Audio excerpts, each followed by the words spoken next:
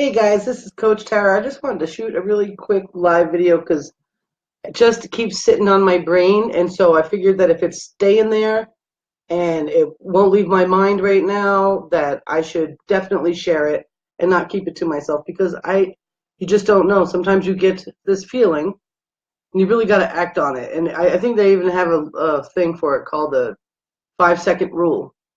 And I think I've gone over my 5 seconds, so I don't want to waste another moment.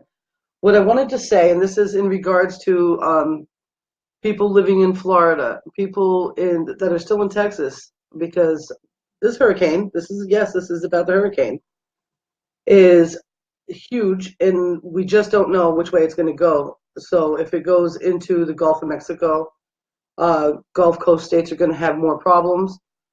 If it goes up the center of Florida, there's going to be major problems. If it goes onto the East Coast and then up the East Coast of Florida and then up and maybe cuts into Georgia or something like that, it's pretty big. So what I wanted to suggest, and it's just on my head, so I have to say it out loud. Other people are probably thinking about it. Maybe that's why I have this urge to say it. If you live outside of the danger zone, as far as you know, maybe you live high in the mountains, in the Appalachian Mountains. Maybe you live, over on the West Coast or in, wherever, the Northeast, anywhere where you're high and dry. And even if you have bad storms because of these, you're going to be in much better shape than if you were in the direct line of fire of this storm that's coming. If you have an extra bedroom, or you know someone that does, and you know somebody that lives in this crazy path,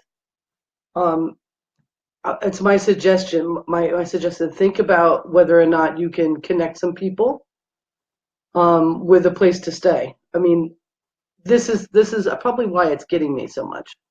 This is about the same time of the year last year when I moved to Vermont, and if I still lived in Florida right now, like if I still lived in Florida and my life hadn't moved on to this beautiful place that I get to live at, I wouldn't have been able to get out. So I know that it's expensive to evacuate, guys, but do what you can and see if there's any way that you can connect with people that do have some room, so at least the hotel part of evacuation won't be, so heavy. You know what I'm saying? At least you just got to, you got to fill the gas tank up, or, you could, if you've got, a couple of $100 in your bank to try to get an airplane ticket out of there or whatever it is. I really think this is the first time ever in my life that I've ever thought that people should probably go ahead and evacuate. And I grew up around hurricanes, and this one I think is pretty intense. So the people, all the way from Texas, all the way, if you have family in Puerto Rico or the islands, anything like that, you have family in Florida, southern coastal Georgia, anywhere on the Gulf Coast, if you have family or friends there, try to connect them with someone, even if it can't be you, if you don't have the extra room, to see if you can find a bedroom for somebody, even just on one person at a time, one thing at a. That's my suggestion, and I hope that people think about that and see about it.